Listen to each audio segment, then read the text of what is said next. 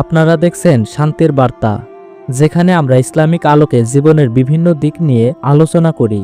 আজকের আলোচনার বিষয় সৌদি আরবে সাম্প্রতিক কনসার্ট এবং এর মাধ্যমে কিভাবে আমরা হাদিস ও কোরআনের আলোকে শিক্ষা নিতে পারি।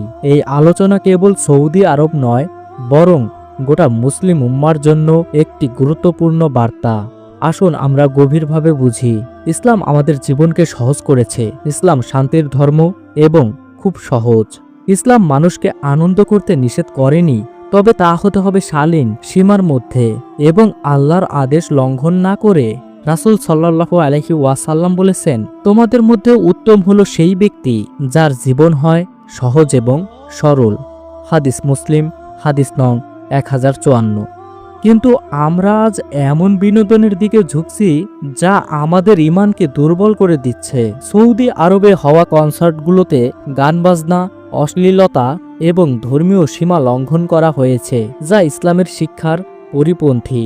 নবী সাল্লাল্লাহু আলাইহি ওয়াসাল্লাম স্পষ্টভাবে বলেছেন, আমার উম্মতের মধ্যে এমন কিছু লোক থাকবে যারা গান বাজনা এবং মদ্যপানকে হালাল মনে করবে।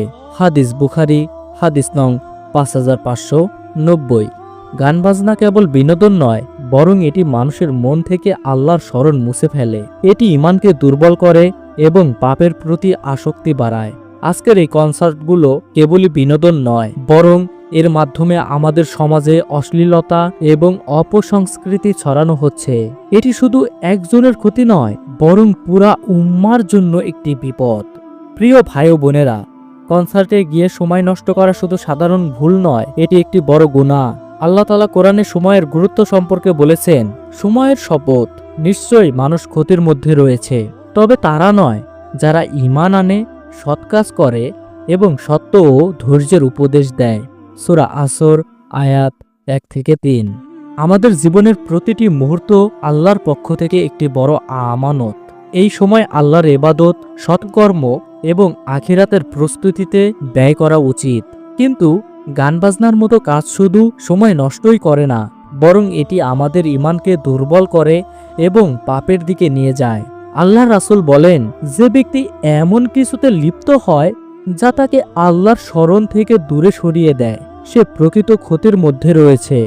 হাদিস তিরমিজি, হাদিস নং 2415। কনসার্টের মতো আয়োজন আমাদেরকে আরো বড় বড় গুনাহের দিকে নিয়ে যায়, যেমন অশ্লীলতা। এই ধরনের আয়োজনে শালীনতার সীমা লঙ্ঘিত হয়। গান বাজনার প্রতি আসক্তি। গান বাজনা আল্লাহর নিষেধাজ্ঞার স্পষ্ট লঙ্ঘন। সমাজে পাপের প্রসার। এই ধরনের বিনোদন অন্যদেরকে প্রভাবিত করে, যা গোটা সমাজে পাপ বৃদ্ধি করে।